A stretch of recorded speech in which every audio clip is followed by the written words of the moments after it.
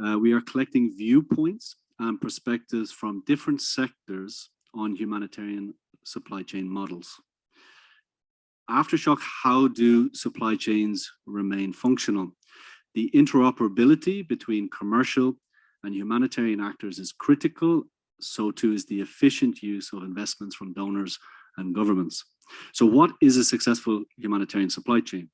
What collaborations work and when? For example, fully or partially outsourced, pooling of services, transactional or alliance type partnerships. And how can we make better data exchange for better decision making?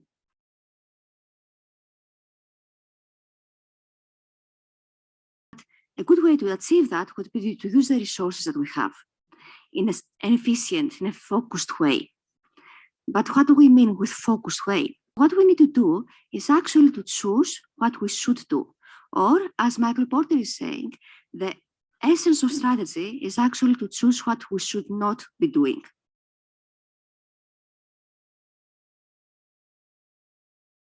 We couldn't find any transport to cross the border. No company was ready to take on cargo and move to cross the border. And it wasn't about companies not wanting to go or drivers not wanting to go, being scared. There's actually a lot of volunteers and people ready to do that. But there's other regulatory issues, insurances that paralyzed basically all the commercial sector in a context where emergency and war isn't really something that everybody prepares for and has in their back pocket to do that. So having the capacity to put pieces together, hire drivers separately, hire some trucks separately and start that is something that we also want to be able to do for such situations. Again, it's not something that stays on. We are now day 70, sorry, I don't remember on top of my head, 76, I think, of the crisis, and we're no longer doing any fleet across the border. There is no need for that. The commercial sector kicked in this week number 2. And it's okay, it's fine. But the critical days were there in the beginning. The moment there is possibility, we disconnect and contract. We outsource and contract and put the pieces together as much as possible. So we want to have the tools and systems so that the way we do our contracting, and we have different models. So we have different systems of how we engage multiple transporters, multiple companies, stimulate competition, diversify as much as possible, and have that in place. Also, contexts that are unstable, we need to diversify our corridors, diversify our routes. So of course, we will maximize the cheapest ones, but we always try to keep something alive as a backup plan in case something goes out. So there's that element of design.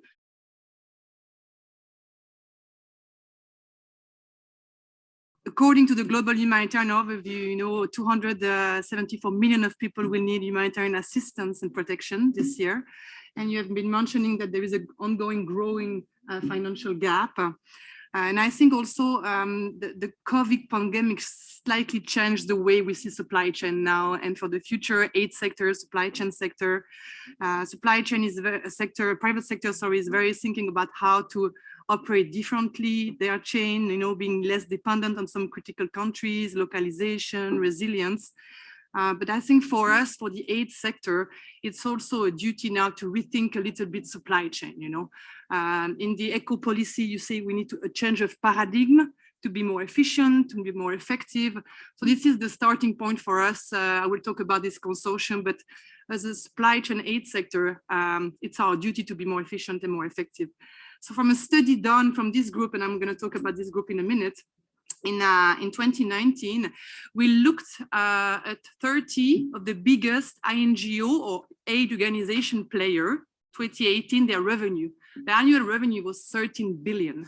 And then we deducted from this 13 billion, half of it is in the supply chain. So that was a yearly cost of 6.5 billion in the aid sector spent in the supply chain. It's a duty to think differently and to be more efficient.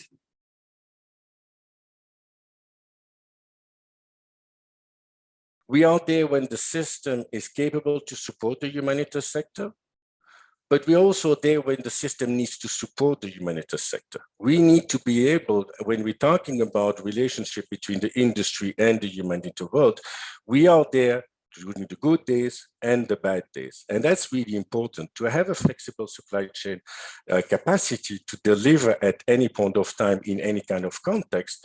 We need to make sure that the partnership is on both sides. So we're trying to have that chart, we're trying to have that agreement between the commercial sector and the humanitarian sector in the benefit of all. We're all working together, and it has been said by my colleagues on the panel. It's not anymore one organization doing the job by themselves. We need to be collegial. We need to be working together. We all have our niche of expertise. We need to respect this and see how we can be complementary to each other.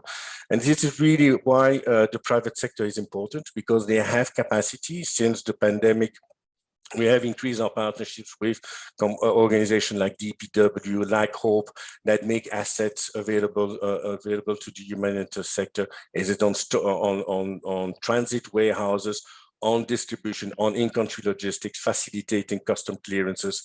But it's also important that we all see how NGOs can work better together. And I think it's not only NGOs, it's really seeing how the humanitarian world can work better together with the private sector to make sure that the alliance is at equal side. It's not only in the benefit, it's commercial benefit from the private sector, but that the private sector understands also that emergencies require fast-track processes, it requires timeliness, requires coordination, and requires definitely the best price possible for helping the beneficiary. Everything we spend on the supply chain is something we can spend less to a beneficiary, to a child, to anybody that needs the support for the humanitarian world.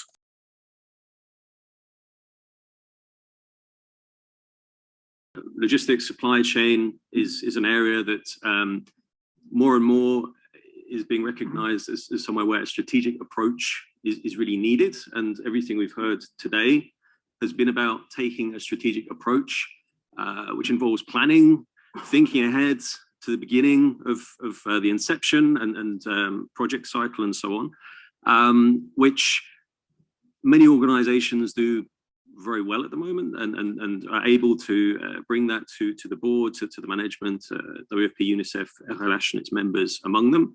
But more widely, there's a feeling that the supply chain, it's not seen, it's seen as a support function, as a kind of a service provision, whereas actually the evidence studies such as Strength in Numbers really highlight that if the effectiveness, efficiency, and also with it greening opportunities, that common services, shared services, and so on, to realize these, the supply chain and logistics, it needs to be thought of, you know, from the very beginning. So this is what DG ECHO commits to. It's advocacy and raising the profile of humanitarian logistics as a whole, producing this guidance, working with other donors, and this is something that I think really that there's a lot of potential for DG ECHO to assist with this.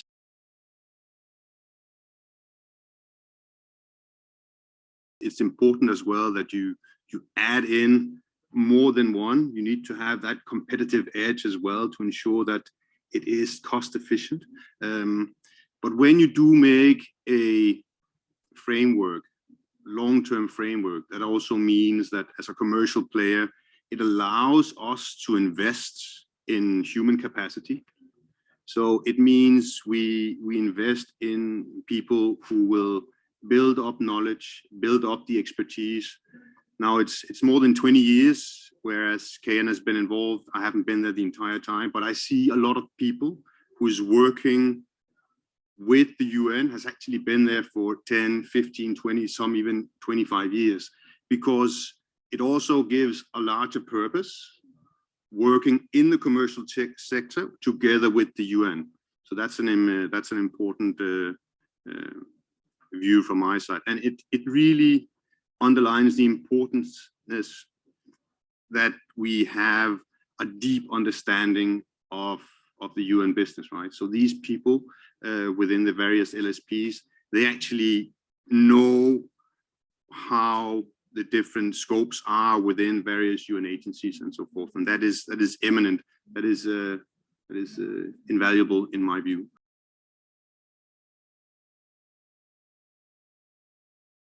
working together is a for me, it's an innovation, yes, it's a chance of paradigm, but it's also a risk because you get a bit out of your comfort zone, maybe, of doing things your way, and you need to work together with others to do it better.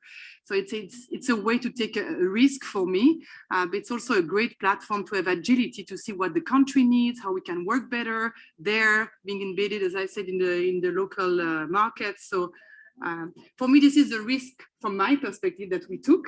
And it's still the beginning of the story. It may be more risk, but I do agree that somehow as a sector, because I was talking a lot about ENGO, logistic cluster, WFP, private sector partner, we need to take a bigger risk by working even better all together. I come from the private sector, and supply chain was the backbone of delivering our marketing product. You know, so as soon as it was in supply chain bump, everybody will stop and we have to fix it. Lots of attention. The latest CEO came from supply chain. And when I went to the humanitarian sector, which is not the case, I know MSF, the UN, WFP, that's the backbone of your supply chain. But in a lot of international NGO, even though it's a big part, it's unknown, well-kept secret, black box. And nobody knows what is called logistics. And when you ask people, you have the weirdest answer, right? So I think for me, for all of us, it was a lot of need to stop getting around the complaining mechanism like I'm not heard and show data.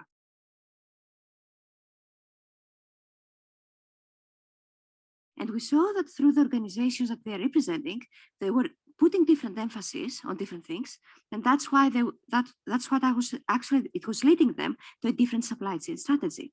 So starting from WFP, right, that as you said, looking how important it is to do something in the first days when the emergency happens. And it may be difficult for the commercial sector to come in using their own assets and afterwards acting more as a broker, also with the commercial sector that is there, facilitating things. Then moving to what RLH and Cecile was saying, that actually when it comes to the smaller organizations, since it's difficult in some cases to be prioritized, when it comes to the bigger players, they saw the need to really pool the available assets that they have, to pool the available resources, and to create a new business model.